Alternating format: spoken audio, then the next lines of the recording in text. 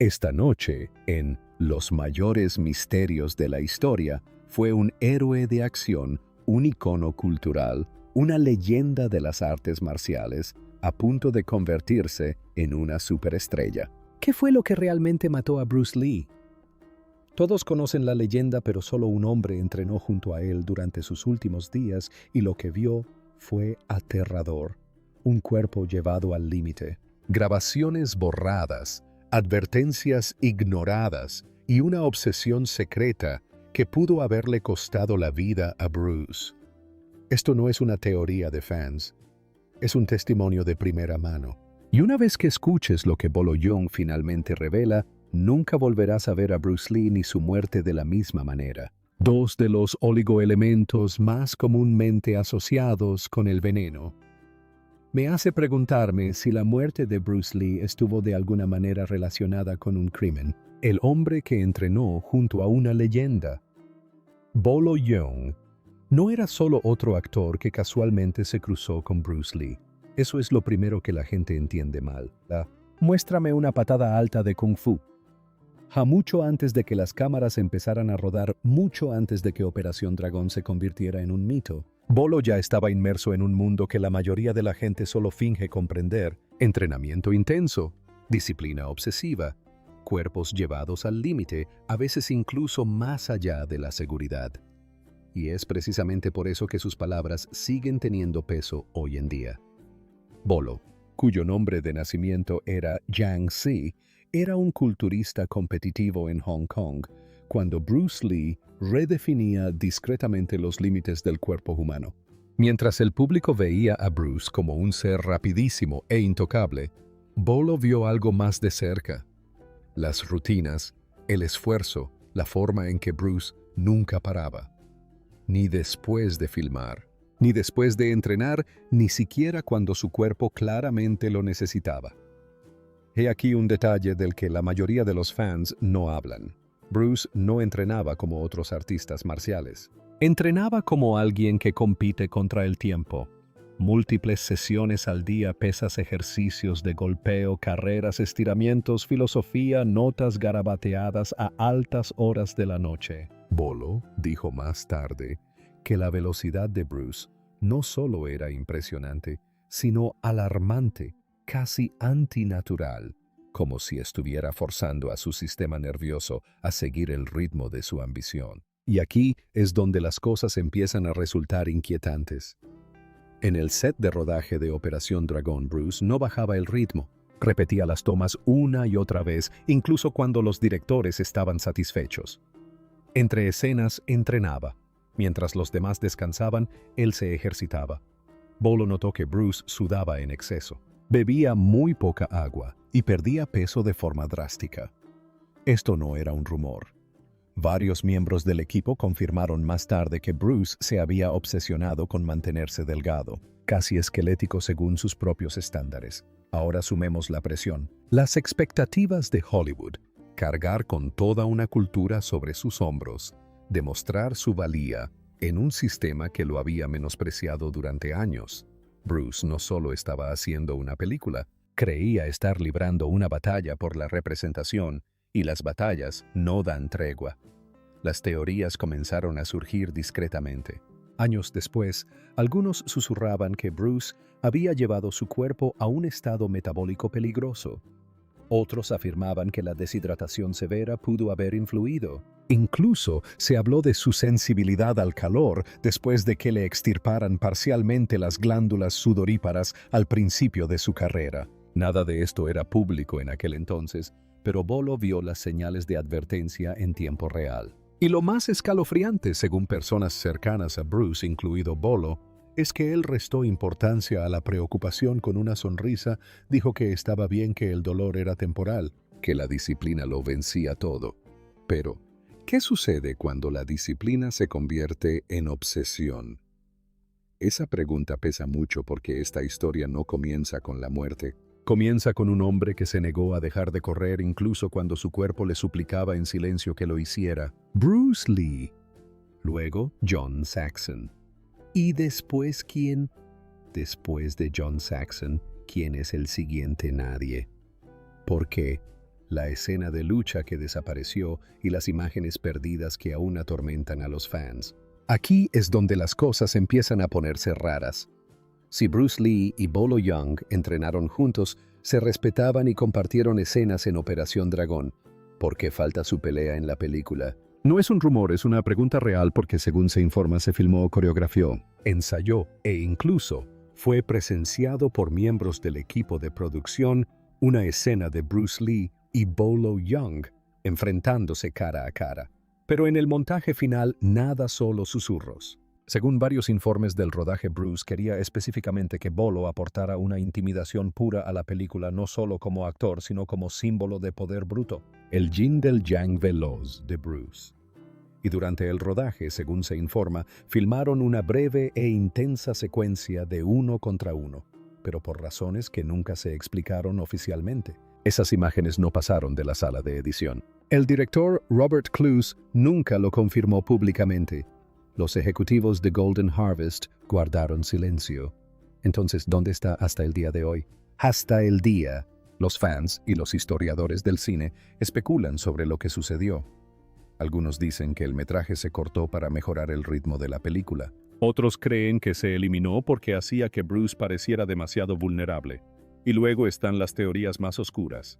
Que el metraje se ocultó intencionalmente después de la muerte de Bruce porque mostraba demasiado, tal vez una faceta diferente de él, tal vez algo que no quería que el mundo viera. El propio Bolo guardó silencio durante años sobre el tema, pero en entrevistas posteriores lo insinuó. No confirmó que la pelea existiera, pero tampoco la negó. Cuando se le preguntó directamente, simplemente sonrió y dijo, Bruce sabía lo que se veía bien en cámara, no perdía el tiempo. Lo cual plantea otra pregunta. Si esas imágenes eran reales, ¿qué más se filmó y se ocultó? Varias películas de Bruce Lee han estado rodeadas de rollos perdidos. Escenas alternativas y montajes inacabados, siendo Juego de la Muerte la más infame. Pero se suponía que Operación Dragón sería el gran éxito de Hollywood, el corte limpio. Entonces, ¿cómo es posible que algo tan masivo, una pelea entre dos íconos, desapareciera sin dejar rastro? Incluso hay rumores de que aún existen rollos perdidos en colecciones privadas de antiguos editores, coordinadores de acrobacias o personas del estudio, pero nunca ha aparecido nada. Sin fecha, sin fotograma, solo leyenda. El extraño caso de las glándulas sudoríparas desaparecidas de Bruce Lee. Ahora esta es la parte que todavía sorprende a la gente. Muchos fanáticos no lo saben, pero según varias biografías e informes médicos filtrados de Hong Kong, Bruce Lee supuestamente se sometió a una cirugía para extirpar las glándulas sudoríparas de sus axilas. ¿Por qué? Por una simple razón. No quería manchas de sudor visibles en la cámara. Piénsalo por un segundo. Bruce estaba tan obsesionado con su imagen en pantalla, tan enfocado en la perfección, que incluso la idea de manchas de sudor lo distraía. A primera vista parece inofensivo, meramente estético, pero detrás de esa decisión podría esconderse la clave más importante, aunque a menudo ignorada, del misterio de su muerte. Porque piensen en esto, ¿qué sucede cuando uno de los principales sistemas de refrigeración del cuerpo deja de funcionar? ¿Qué ocurre cuando entrenas como una máquina? Grabas bajo luces intensas en el calor tropical de Hong Kong. Estás deshidratado, estás perdiendo peso y no puedes sudar adecuadamente. Los médicos ya han dado su opinión al respecto. Varios han señalado la posibilidad de un golpe de calor o una falla en la termorregulación. Con glándulas sudoríparas dañadas, Bruce podría haber sido más vulnerable al sobrecalentamiento de lo que nadie creía. Esto no es ficción, es ciencia. Y a esto se suma lo siguiente, semanas antes de su muerte. Bruce ya se había desmayado una vez en mayo de 1973 durante una sesión de doblaje. Sufrió inflamación cerebral, desorientación y fue trasladado de urgencia al hospital. ¿Les suena familiar? Porque lo es. Ese fue el primer disparo de advertencia. Edema cerebral, el mismo que lo mató en julio. Pero ¿qué hizo Bruce después del primer colapso? No le dio importancia, volvió al trabajo y siguió adelante porque así era él. Descansar era señal de debilidad. El dolor era una prueba. No solo practicaba artes marciales, sino que vivía al límite.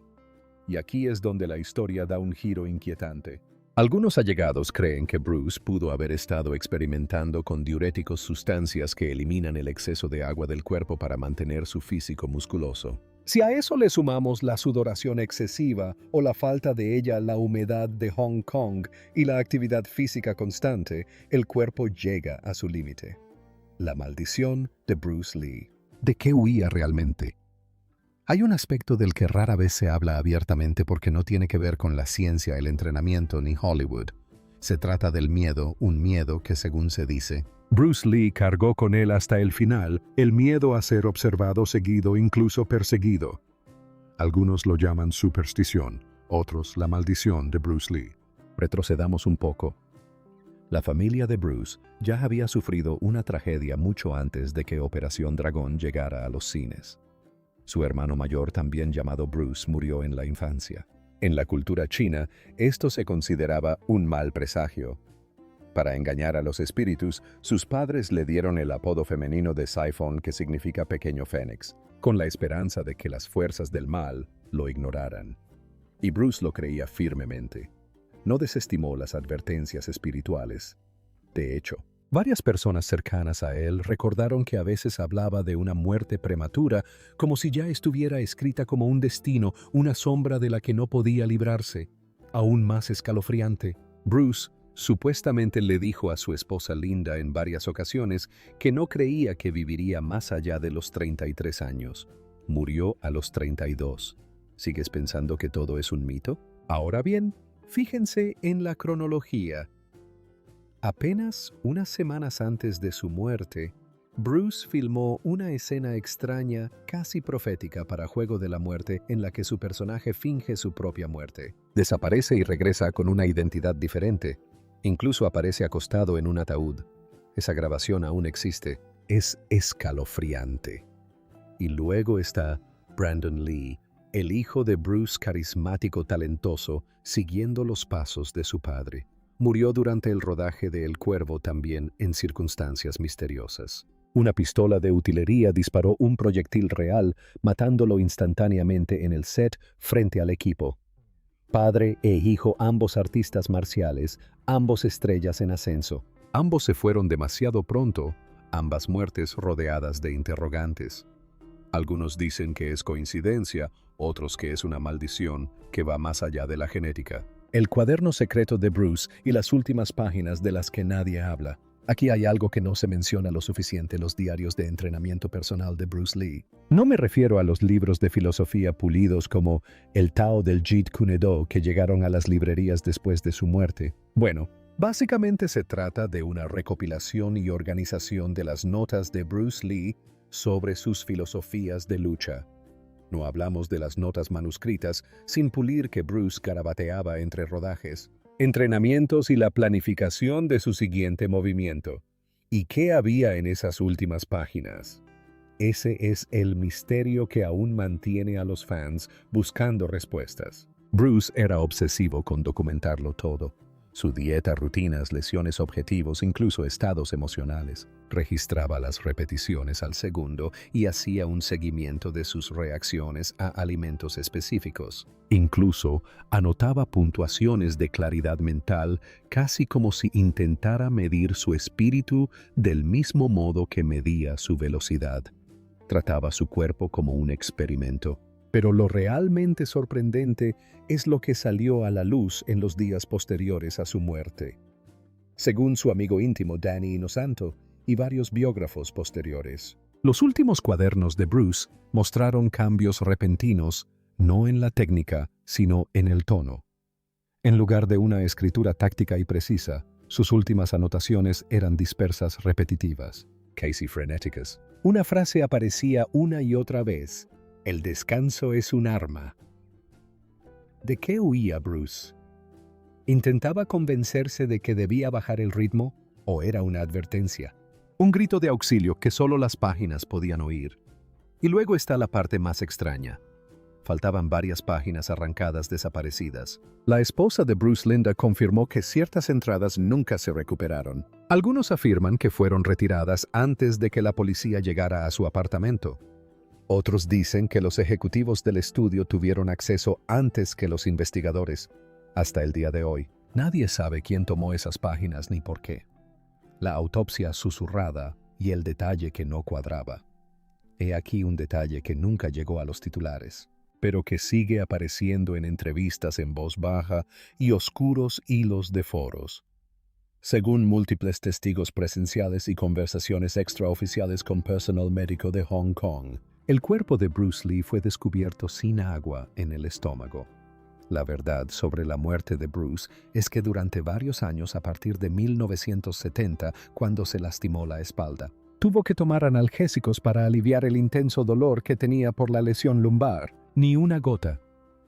Ese hecho por sí solo puede no parecer gran cosa hasta que te das cuenta de lo que implica. Bruce había estado filmando todo el día bajo un calor sofocante. Estaba bajando de peso, entrenando repasando escenas de Juego de la Muerte con Betty Ting Pei. Incluso se quejó de un fuerte dolor de cabeza, un síntoma a menudo relacionado con la deshidratación severa, y sin embargo, durante la autopsia, el contenido de su estómago reveló que no había ni comida ni agua. Ahora detente un segundo. ¿Por qué no bebía? Estaba evitando el agua a propósito para mantenerse delgado para la cámara. Estaba recurriendo a diuréticos u otros métodos extremos para bajar de peso o, y aquí está la pregunta que pone los pelos de punta, estaba siguiendo un régimen secreto, uno que ni siquiera sus amigos más cercanos comprendían del todo. Algunos artistas marciales que entrenaron con Bruce insinuaron más tarde que había desarrollado un sistema interno experimental, un método de acondicionamiento seco inspirado en prácticas orientales, donde el cuerpo se entrenaba para funcionar con una mínima intervención externa. En resumen, comer menos, beber menos. Agudizar la concentración. Eso suena casi mítico hasta que recuerdas hasta dónde estaba dispuesto a llegar Bruce para ser diferente. No solo estaba superando los límites, los estaba pulverizando. Pero a la biología no le importa la disciplina. El cerebro humano necesita hidratación para funcionar. La falta de ella puede causar que el cerebro se inflame contra el cráneo edema cerebral, la causa oficial de la muerte de Bruce. Las piezas empiezan a encajar. Los dolores de cabeza, el colapso anterior, el agotamiento, el estómago vacío, el sistema seco. Y aquí es donde la cosa se pone más sospechosa.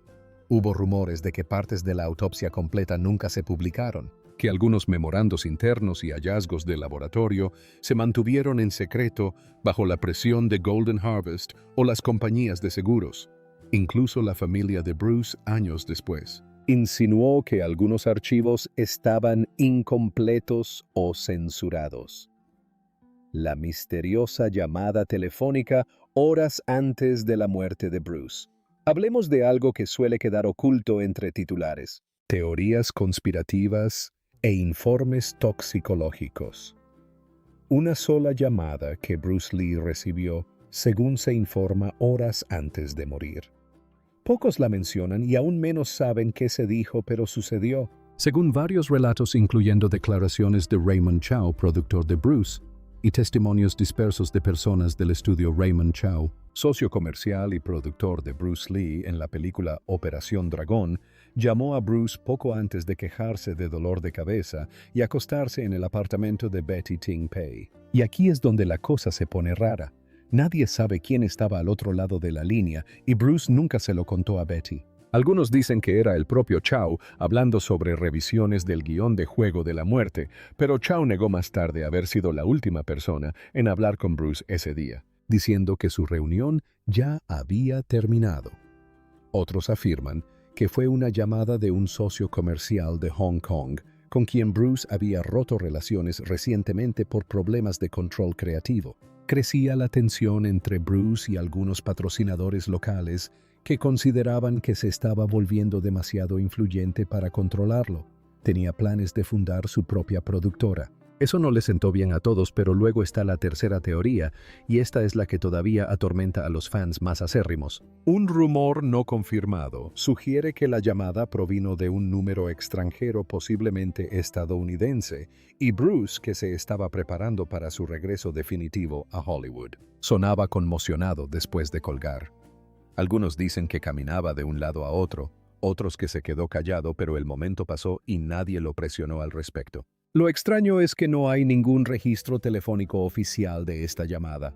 No fue documentada por la policía ni incluida en los informes iniciales, pero varias personas cercanas a Bruce, incluyendo 2 vecinos de Betty, mencionaron más tarde haberlo escuchado hablar animadamente por teléfono poco antes de su colapso.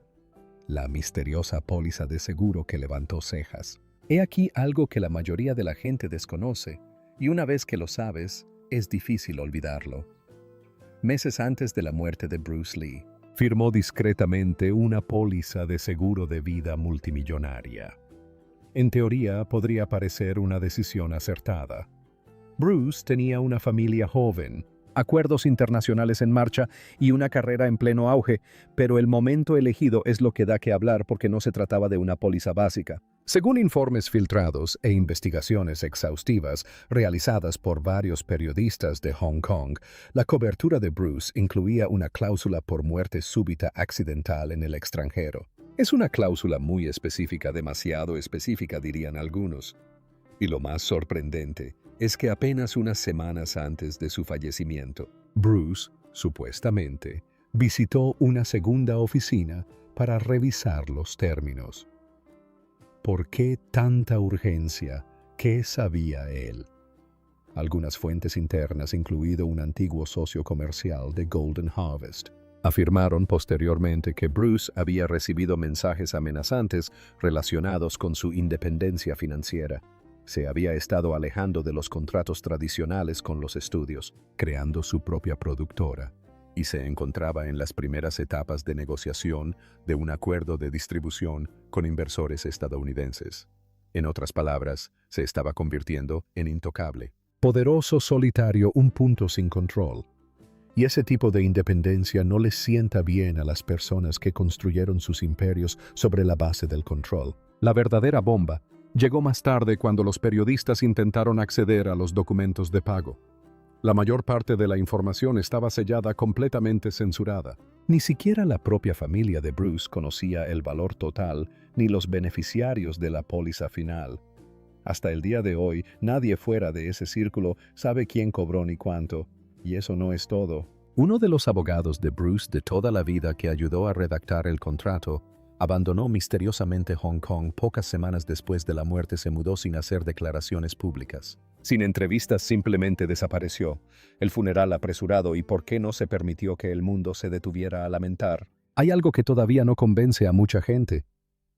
La muerte de Bruce Lee sacudió al mundo, pero todo lo que siguió fue muy rápido, demasiado rápido.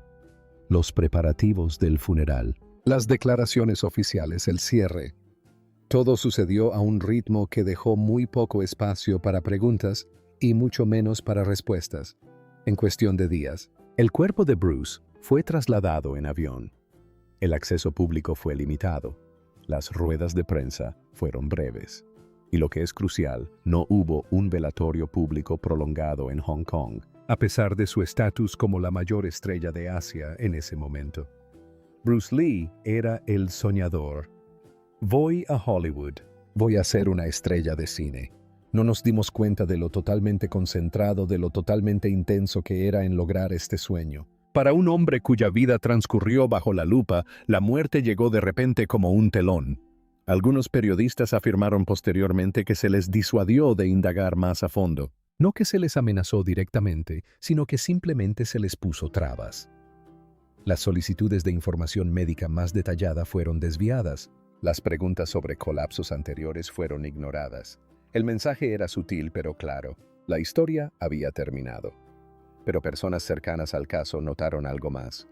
Varios de los compañeros de entrenamiento más cercanos de Bruce no estaban presentes en los procedimientos inmediatos. El viaje se retrasó. Las notificaciones llegaron tarde.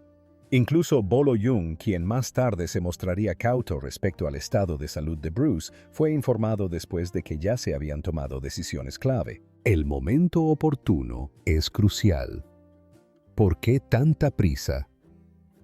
Una teoría es simplemente el control de daños. Operación Dragón estaba a punto de estrenarse mundialmente. Una narrativa impecable protegía la película, los estudios y el legado de Bruce como un ícono imparable. Las complicaciones, El agotamiento, la ambigüedad médica y las limitaciones humanas no vendieron mitos.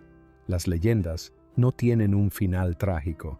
Mueren de repente en silencio definitivamente. Y luego está la otra teoría, que quienes gestionaban los asuntos de Bruce temían lo que pudiera salir a la luz si se dejaba pasar el tiempo. Si más médicos hablaban, si más entrenadores compartían información, si los periodistas relacionaban el colapso de mayo con su muerte en julio. El tiempo es peligroso cuando las historias no coinciden, así que actuaron con rapidez, cerraron filas, dejaron que el mundo llorara pero no investigaron. Suscríbete y haz clic en la tarjeta que aparece en tu pantalla.